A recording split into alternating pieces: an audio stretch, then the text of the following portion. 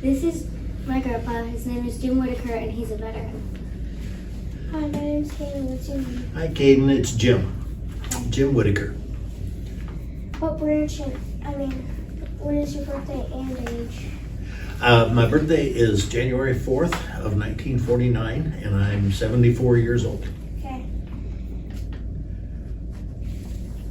Service and branch were you in? I was in the Air Force. I was on active duty for 6 years, and then I finished my career as an Air Force reservist.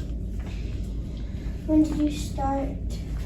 I started right after college, and so that would have been 1971. Did you have any good luck charms or special things that you got from home? My wife, she was my good luck charm. And I didn't really take any good luck charms with me, but I really have considered her a good luck charm all my life. And who was there to greet you when you came home? When I came home, well, see, my service was a little different because I was not ever involved in any kind of war or battles or anything. It was 25 years that I served, was just almost all 25 years of peacetime. So my experience was a little different than some. But when I would come home, my mom and dad and my sisters and all their families were here to greet us when we'd come home on leave, is what they called it, when you had a few days off and you could get back home. And so all of our family was around at that point, and they would greet us. Did you see combat? Did not see combat. Actually, our reserve unit was activated for what they call Desert Storm, which was the first time we were engaged in Iraq. And as a reservist, we were to supplement the regular armed services. And that war got over so quickly, and not very many people were hurt. And so what I did for a living in the Air Force Reserve was not required. And so they called up to active duty.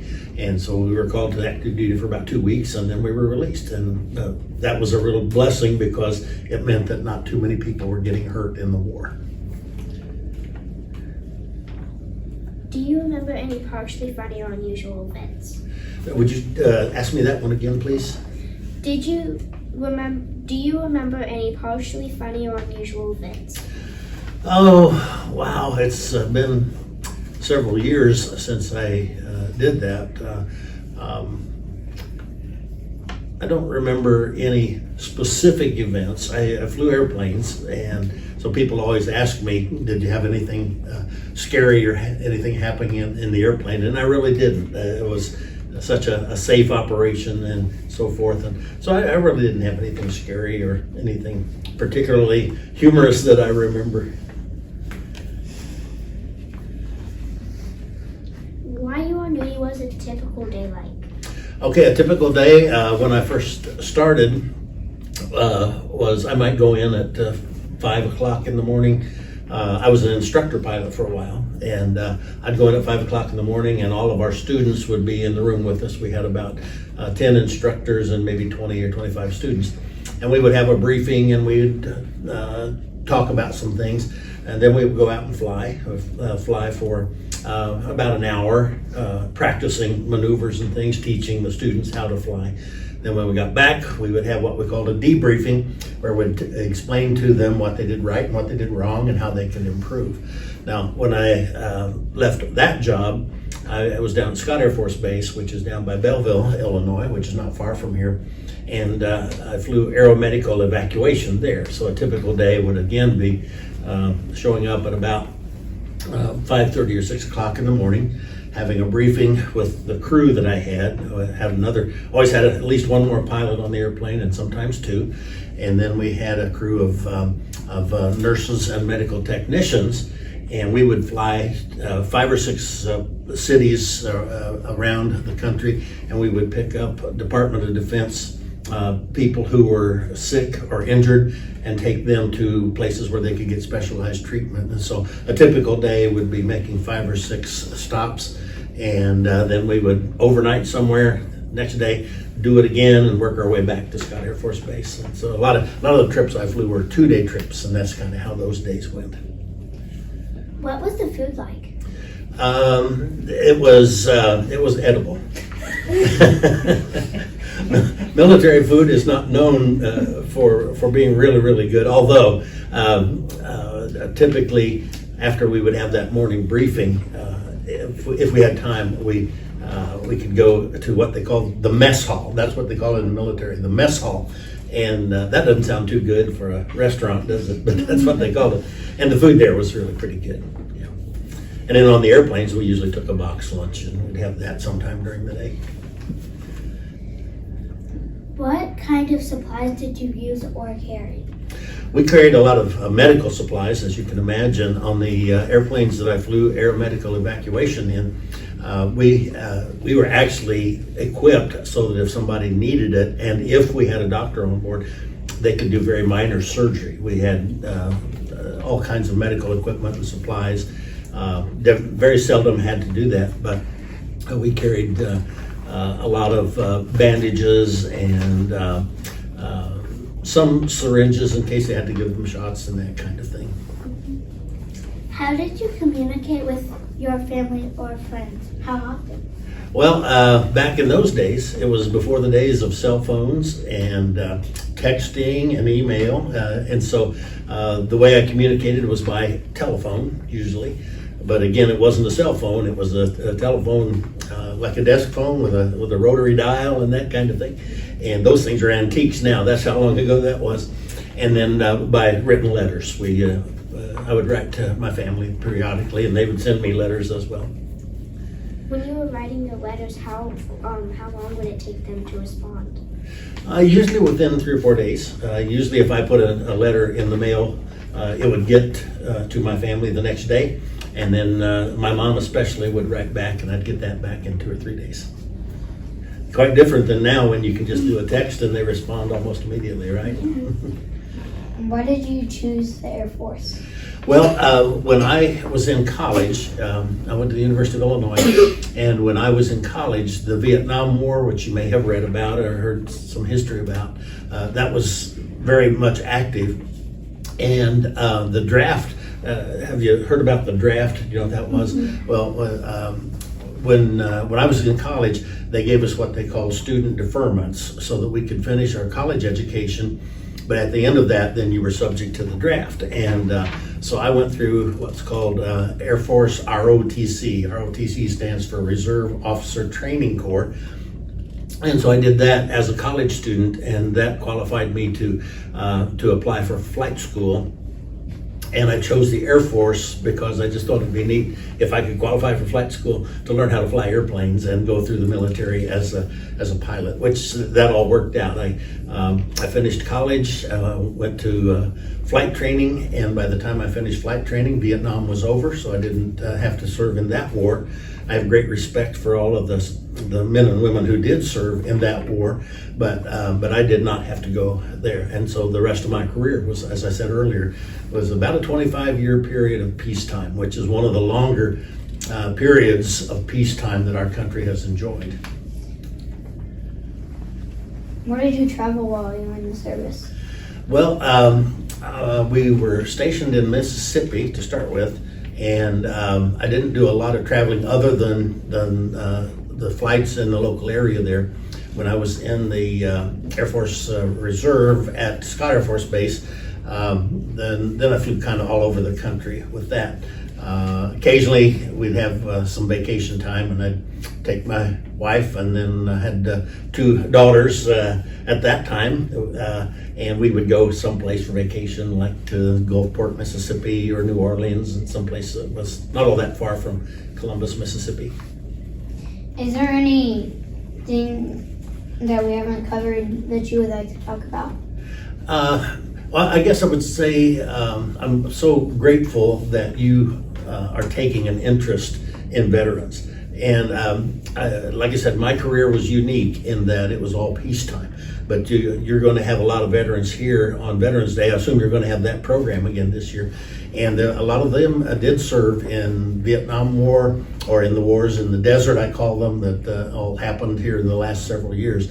And we really owe those people a real debt of gratitude because they sacrificed. They served in wars, and it's very dangerous. And they go to some places you maybe never even heard of, and they love our country and they love freedom enough that they were willing to do that. So I really honor. I guess I can call them my fellow veterans, except I hold them in a very special regard because they did serve in combat where I didn't. I was very blessed to serve at a time when it was peacetime for almost my entire career.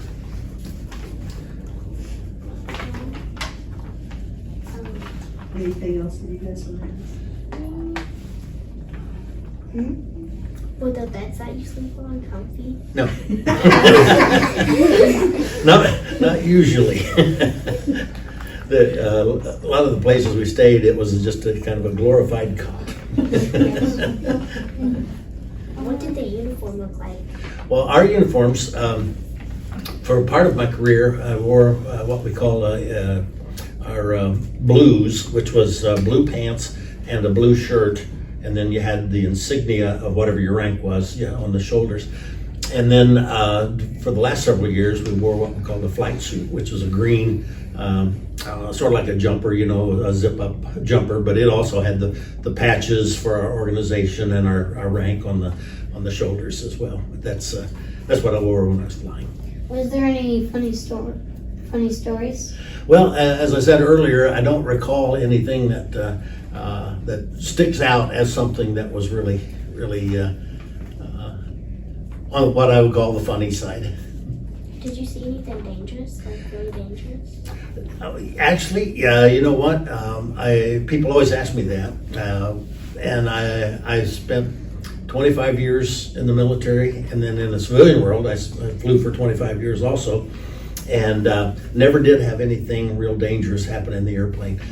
Flying is so safe that the safest part of my day I always thought was in the airplane. Driving in a car, you're always subject to having accidents and so forth, but the airplanes are so good and they're so well maintained, and our training is so good that if anything did go wrong, we were trained on how to handle it. And so I really never had anything that scared me very badly. How hard was it to control the very, very easy, really.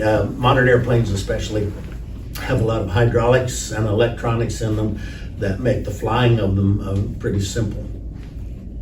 Did you ever feel homesick or stressed? Homesick, yeah, especially, and stressed sometimes because of all of the things that I had to do. In addition to the flying job, there were a lot of other things, a lot of paperwork to do and that kind of thing. But yeah, you always get homesick for your family and so forth. Did you do anything for the holidays? Well, a lot of times had to work on the holidays. The mission that we had did not take holidays off, and so somebody had to fly those missions, and so a lot of times I'd be flying on the holidays. What was the worst part about serving in the Air Force?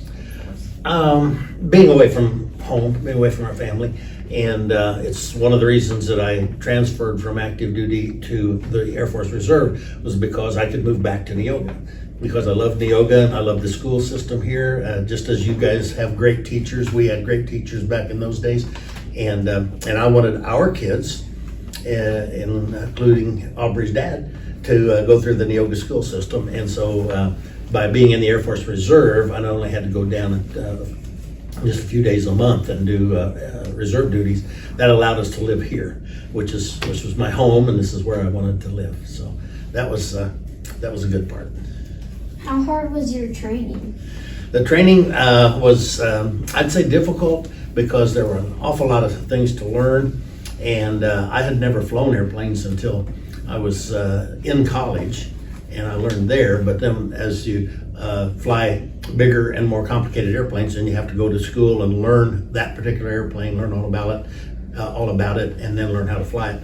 And so it was time consuming, and they only allowed you so much time, and so you had to be ready every day for the lesson that was going to happen that day. So it was difficult. What were the hours like?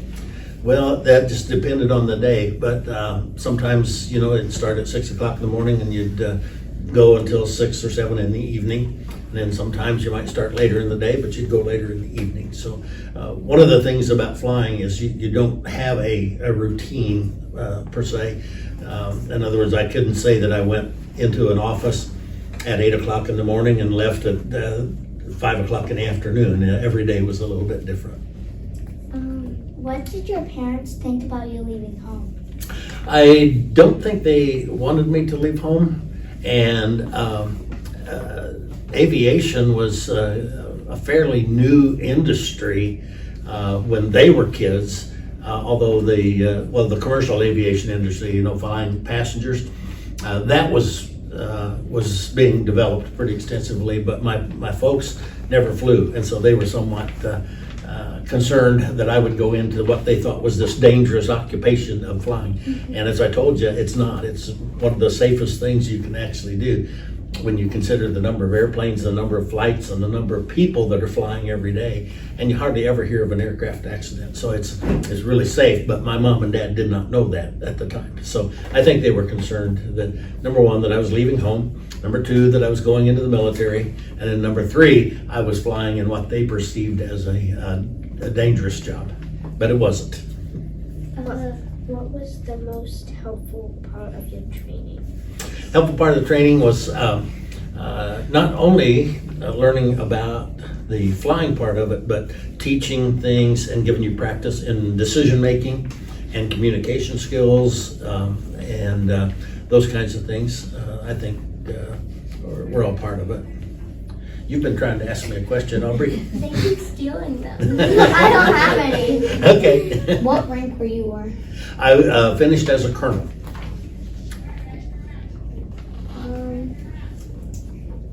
Do you ever regret joining the military? No, not at all. No, it was good years and good times, and we enjoyed the people that we met. I still have some good friends from those years that I keep in touch with. So it was good. What did you do to pass the time when you weren't busy? Well, we had some pretty active sports programs in those days. So our group had a softball team that I played on, and a flag football team that I played on, and a volleyball team. And so there were lots of those kinds of activities to do. And then we lived in the first years I was in the military. As I said, we lived in Columbus, Mississippi, and that was a fairly small town, and there wasn't a lot to do there, but there were a few places to go out and eat, and movie theater, and that kind of thing. Can you describe your living conditions on Excitement? Yeah, that was actually pretty good, because most Air Force bases have housing for their people, and although they're not elaborate, but they're really adequate and comfortable, and ours were not some of the really older homes that were still existing there, but it was comfortable. What was the most helpful part of your training?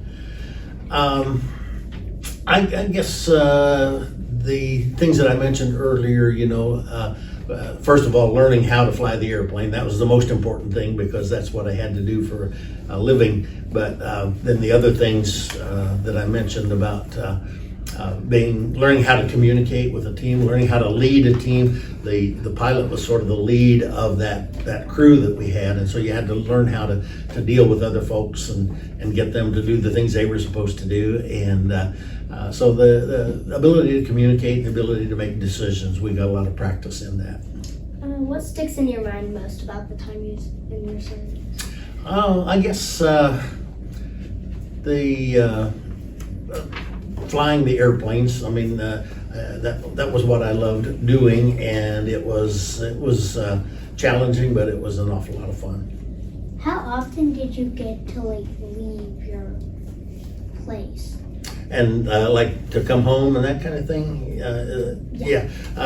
We got, as I recall, we got 2 or 3 weeks a year that we get to go on leave, and so once or twice a year I'd get to come home. What kind of training did you receive? Well, the training was really, I break it down into 3 areas. One, we had, sorry about that. Can you edit that out? Yeah.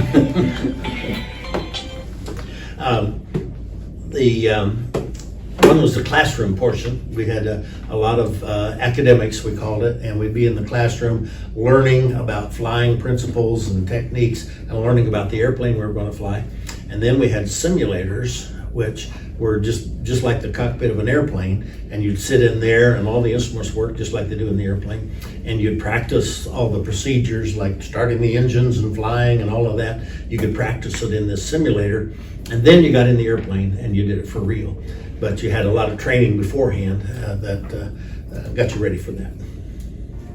All right, what do you guys tell Mr. Whitaker? Thank you. Well, thank you. You guys have done a great job. Thank you.